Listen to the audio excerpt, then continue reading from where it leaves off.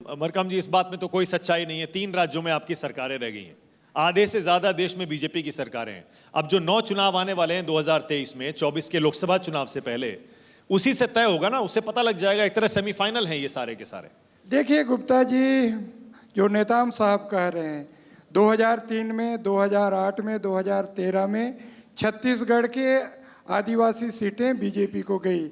मगर मैं नेताम साहब से पूछना चाहता हूँ, उनके शासनकाल 15 साल रही, उन्होंने भारतीय जनता पार्टी ने आदिवासी मुख्यमंत्री क्यों नहीं बनाया? आज नेताम जी किस मुंह से कह रहे हैं? उनका हश्र देख लीजिए। विक्रम उसेंडी जी प्रदेश अध्यक्ष बनते हैं, तुरंत हटा दिया जाता है। जो साय जी प्रदेश अध्यक्ष बनते हैं, उनको तुरंत हटा दिया जाता है। तो भारतीय जनता पार्टी में आदिवासी समाज के नेताओं की क्या दुर्गति है, नेताम साहब कुछ अच्छी तरह से जानते हैं। आज कहीं ना कहीं आज कांग्रेस पार्टी देश की सबसे पुरानी पार्टी, ऐसी पार्टी है जो सम्मान देने का काम किया है, कांग्रेस पार्टी ने दिया है। तो कहीं ना कहीं हमारी सरकार हमेशा आदिवासियों को आगे लेकर चलती है। आज हमें लगता है देश का जब संविधान बना, देश के पूज्य बाबा साहेब भीमराव अंबेडकर और देश के प्रथम प्रधानमंत्री पंडित जवाहरलाल नेहरू ने देश में संविधान बनाया। उसी संविधान को आगे बढ़ाते हुए हमारे छत्तीसगढ़ के माननीय मुख्यमंत्री भूपेश बघेल साहब ने छत्तीसगढ़ के पवित्र सदन में एक आरक्षण विधेयक पास किया और उस आरक्षण को पूरा करने का, छत्तीसगढ़ के जनसंख्या के अनुपात में हक और अधिकार देने का ऐतिहासिक निर्णय माननीय भूपेश बघेल जी की सरकार ने किया, जो छत्तीसगढ़ में आदिवासी समाज को 32%, पिछड़े वर्ग को 27% और अनुसूचित जाति वर्ग को 13% देने का काम। देखिए, बड़ा दिलचस्प सवाल आ रहा है, बड़ा दिलचस्प है।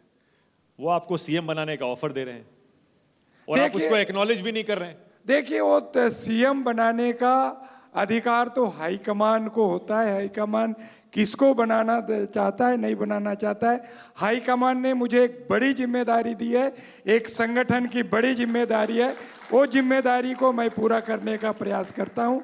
हाईकमान ने विश्वास करके एक बस्तर जैसे दूरस्थ का एक साधारण कार्यकर्ता को देश की सबसे पुरानी पार्टी कांग्रेस पार्टी का प्रदेश अध्यक्ष बनाना अपने आप में एक बहुत बड़ी बात होती है। अच्छा, ठीक है। वो बड़ी जिम्मेदारी है। एक संगठन बड़ा होता है, संगठन के रास्ते से सत्ता तक पहुंचा जाता है। आपने तो एक संगठन की जिम्मेदारी दी है, तो मेरा ड्यूटी है सरकार कैसे बने वो जिम्मेदारी को मैं पूरा कर रहा हूं। मेरे पिछले सवाल का जवाब नहीं दिया। कांग्रेस पार्टी की हालत ये हो गई है, आपके नेता को 1 डिग्री टेम्परेचर में टी-शर्ट में, बताइए, दक्षिण से उत्तर की यात्रा करनी पड़ रही है।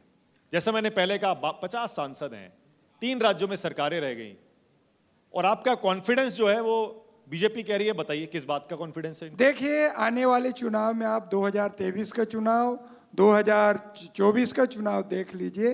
अब भारतीय जनता पार्टी के झूठे वादों में नहीं आने वाली।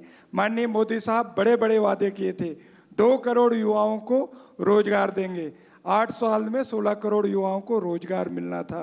किसानों की आय 2022 तक दोगुने करने की बात की थी। आज पूरे देश में किसानों की हालत क्या है? उन्होंने कहा था अच्छे दिनों की वादे किए थे।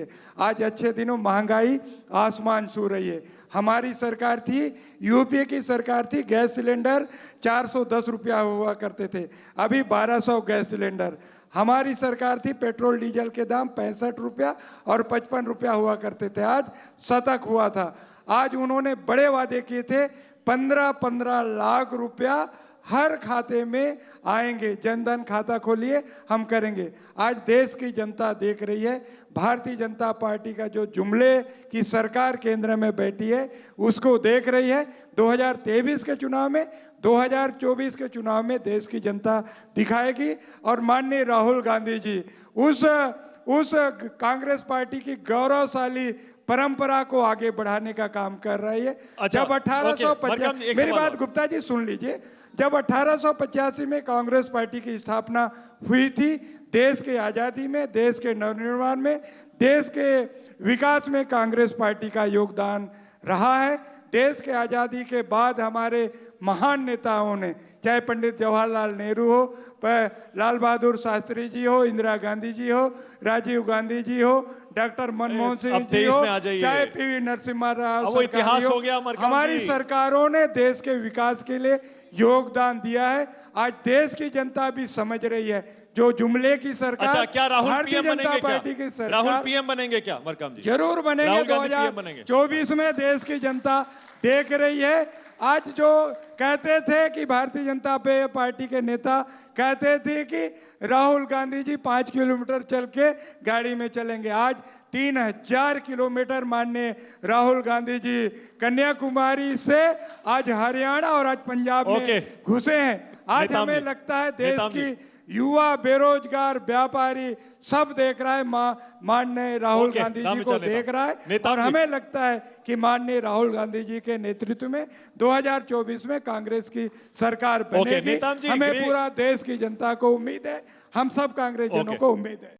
नमस्कार, मैं हूं मानक गुप्ता। अगर आपको हमारा ये वीडियो पसंद आया हो तो इसे लाइक और शेयर जरूर करें, और हां, हमें सब्सक्राइब और फॉलो करना ना भूलें ताकि आप देश और दुनिया की कोई खबर मिस ना करें। तो जुड़े रहिए हमारे साथ और देखते रहिए न्यूज़ 24।